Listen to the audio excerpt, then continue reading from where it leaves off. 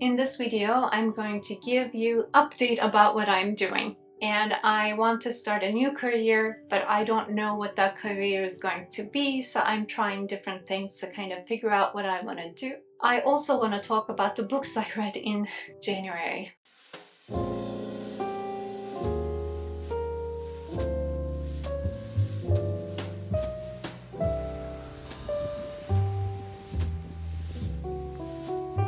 Hello, welcome back to my channel. If you're new here, my name is Seb.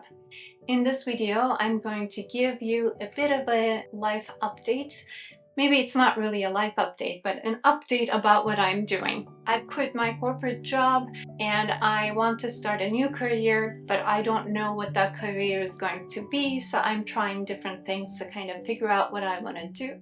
I do want to start a business, I just don't know what kind of business. I also want to talk about the books I read in January. Why I'm combining these two, because my updates are really short and I haven't read a ton of books in January, so I thought, okay, let's get that out in a single video. I'm gonna start with the books, so let's get started. And I'm gonna cheat a little bit because some of the books that I read are not hard copy. I either read the ebook or I listened to the book on the Libby app. Okay, let's start with Age of Vice by Deepti Kapoor.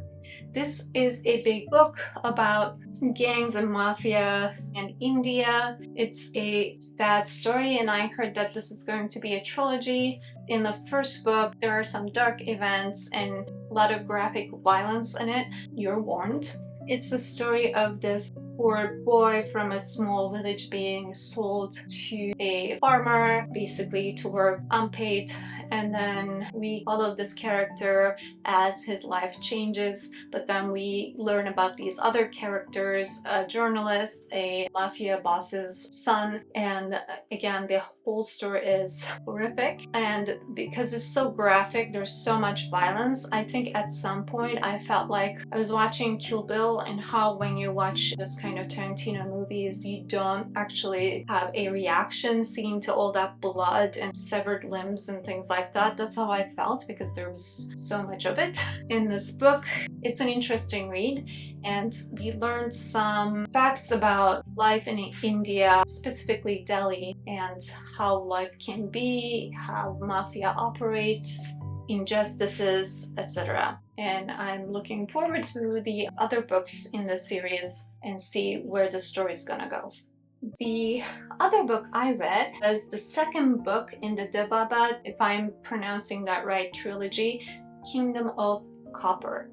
This is written by S.A. Chakraborty, a female character from Egypt, finds her roots, learns her true identity. This is a fantasy book, and this is the second book. The first one was called The City of Brass.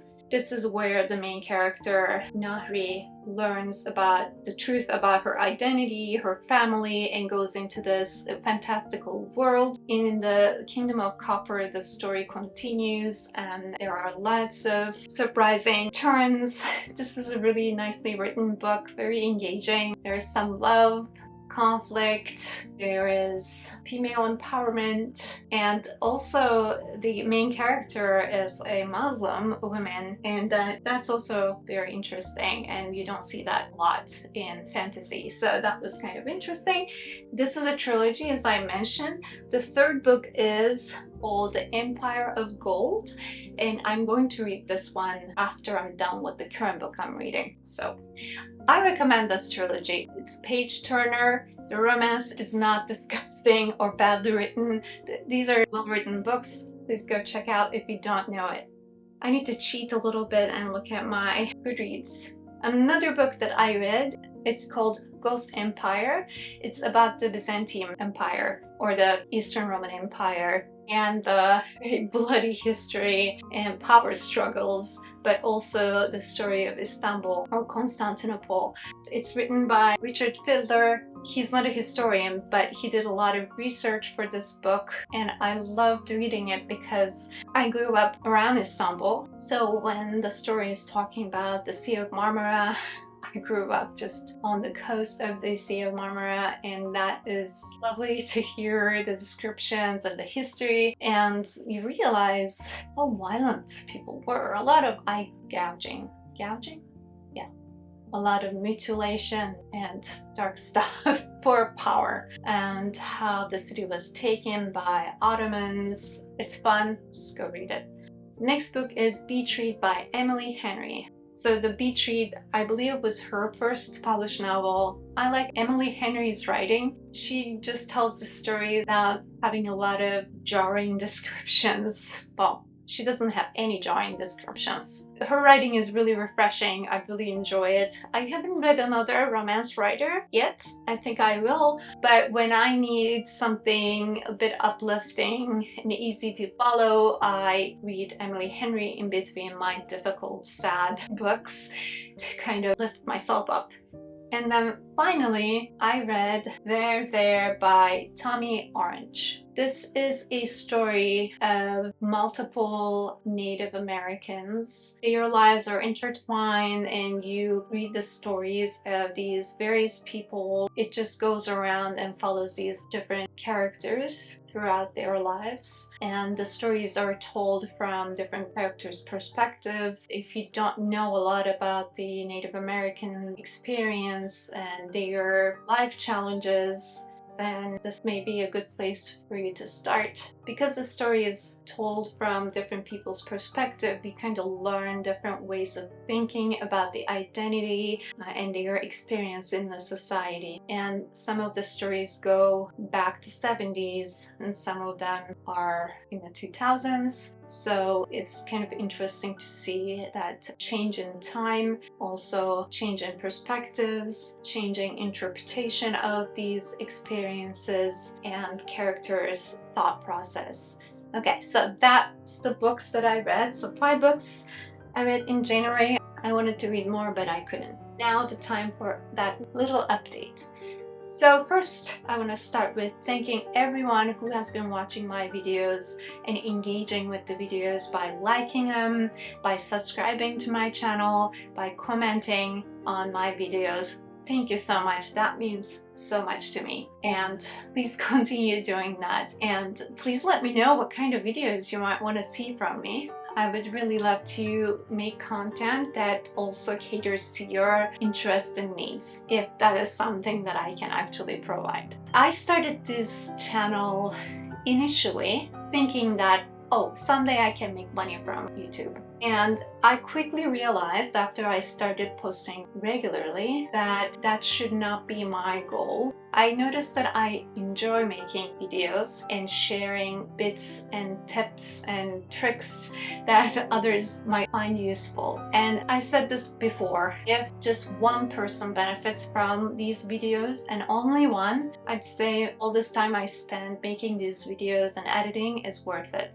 Making money from YouTube is not a goal of mine anymore, and it hasn't been for a while, but I am just saying it out loud because when I focused on making money, YouTube turned into a stress maker for me, and I don't need that kind of stress in my life, and I don't think I would enjoy, even if I made a lot of money from YouTube, I don't think I would enjoy that. Also, creating these videos and posting regularly every week takes up so much time, which doesn't leave me enough time to do the things that I care about even more, like writing and also gaining skills that will help me have my next career. For that reason, I've decided to post every other week instead of every week. And because making money is no longer a goal for me, the contents of the videos are going to be really just focused on me, meaning I will be making content about the things that I want to make content on, as opposed to thinking what would the audience would want. Obviously, I want to provide some value. I don't want to just come here and ramble, but I can. If no one wants to watch that, then no one watches it, and that's okay.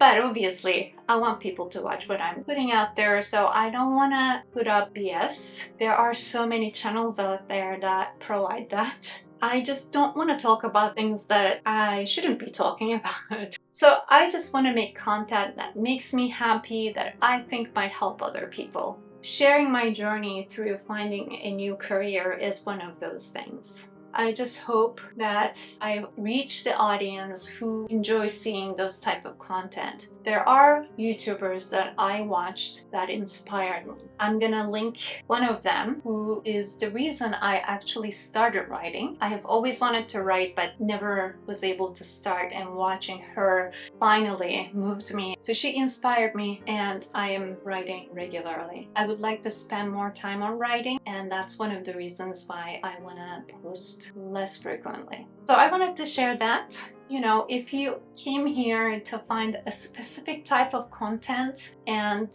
you can't find that anymore, and I'm sorry, just let me know if it's something that I'm interested in. I'm more than happy to create content that's going to be useful. But I just hope that there are people out there who are interested in what I'm doing, what I am creating, what I'm sharing about my journey. I would still love you to subscribe to my channel, turn on the notifications, and comment, like, and share it with your friends if you think that they would find it useful as well. That's it. So thank you so much for watching, and I'll see you in the next video.